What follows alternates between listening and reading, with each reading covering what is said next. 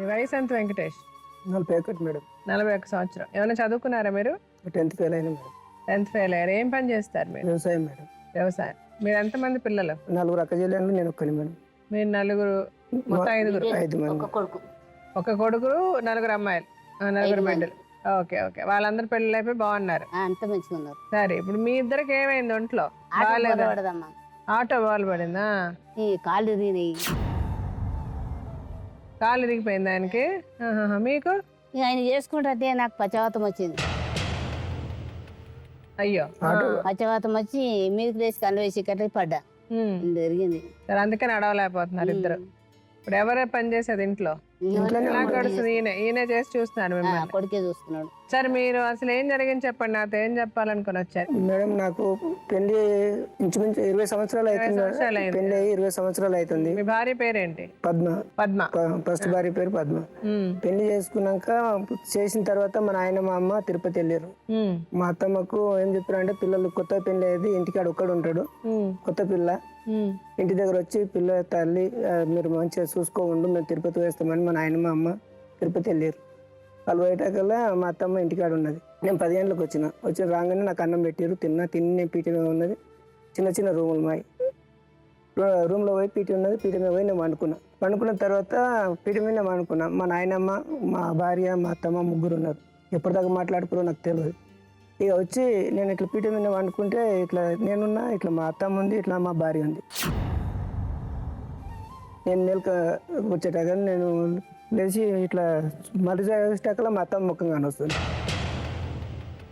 ఏమైంది ఈమె నా పక్కకు అని చెప్పేసి మా భార్య మొత్తం లేచి కూర్చొని చూస్తే లైట్ వేసిన. లైట్ వేసి చూసాకల్లా ఇద్దరు ఉన్నారు. ఇద్దరు ఉంటే మా భార్య నాకు దెబ్బ కొట్టినారు. కొట్టాకల్లా ఏమైంది అంటే ఆమె లేచింది. ఈడ వండుకుంటే మనం ముందు చెప్తే నేను బయట వండుకుంటాను కదా, మీరు ఆడ వంతరని చెప్పేసి నేను ఈడ వచ్చి వండుకున్నా. మీ అత్తగారు మీ పక్కన పడుకుందా? మా అత్తమ్మ మా భార్య ఇద్దరు వచ్చి వండుకోరు నా పీట మీద. మీరు ఆడ వంతరని చెప్పి నేను ఈడ వండుకున్నాను నేను అన్న. ఏమైంది ఇట్లా అంటే అప్పుడు తల్లి పిల్లని అడిగింది. అడిగాకల్లా ఏమైంది తప్ప, కొడుకైతే వండుకోనా అని అట్లా చెప్పింది. మళ్ళీ నేను ఫస్ట్ షిఫ్ట్ పోయి 2 గంటలకు ఇంటికి వచ్చిన. ఇంటికి వచ్చాకల్లా పొలంలో ఉన్నారు. వాళ్ళ దగ్గరికి ఏమన్నా పోవాలి, రాత్రి అయితే కొడితే ఇప్పుడు ఏమన్నా అని నేను పొలం తిరుక్కుంటూ అట్లా వెళ్ళి చక్కగా ఇళ్ళ కాడికి పోయి ఇడుచుకొని మెప్పుకొని మళ్ళీ 5 గంటలకు తీసుకొచ్చి తాగున కట్టేస్తాం కదా. అప్పుడు వేసేటప్పుడు మా భార్య కూరగాయల చేనులలో పొద్దున్న కూరగాయలు తెంపుకుంటుంది.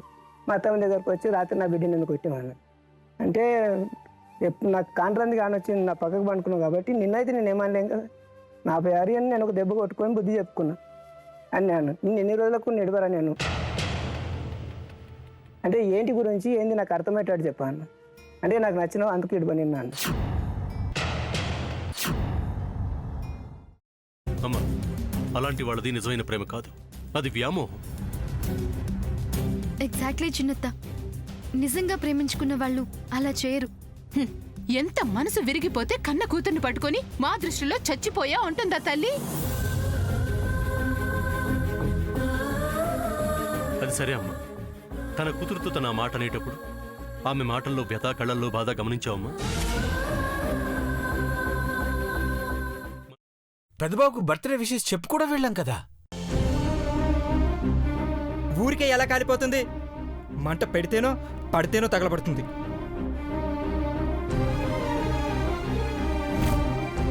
కరెక్ట్ చిన్నబాబు, నీకొచ్చినట్టే నాకు డౌట్ వచ్చింది. పార్వతే షర్టును తగలబెట్టిందనుకుంటా.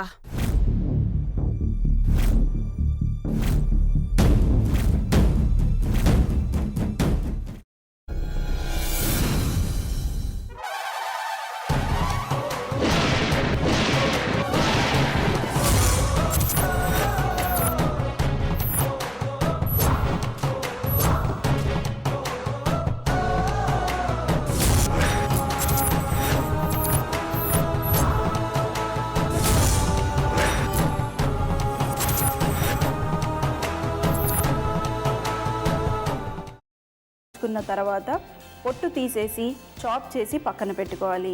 ఒక ప్యాన్లో కొద్దిగా నూనె వేడి చేసి అందులో ఆవాలు, మినప్పప్పు, శనగపప్పు, కరివేపాకు, సన్నగా తరిగి పెట్టుకున్న ఉల్లిపాయలు వేసుకుని 1 నిమిషం పాటు వేయించుకోవాలి. ఆ తర్వాత కాల్చి కట్ చేసి పెట్టుకున్న వంకాయని కూడా అందులో వేసుకుని బాగా మిక్స్ చేసి బౌల్లోకి ట్రాన్స్ఫర్ చేసుకుని అందులో తగినంత చిక్కటి పెరుగు లేదా పల్చటి పెరుగు వేసుకుని మిక్స్ చేసి అన్నంతో కానివ్వండి, చపాతీతో కానివ్వండి సర్వ్ చేసినా చాలా బాగుంటుంది.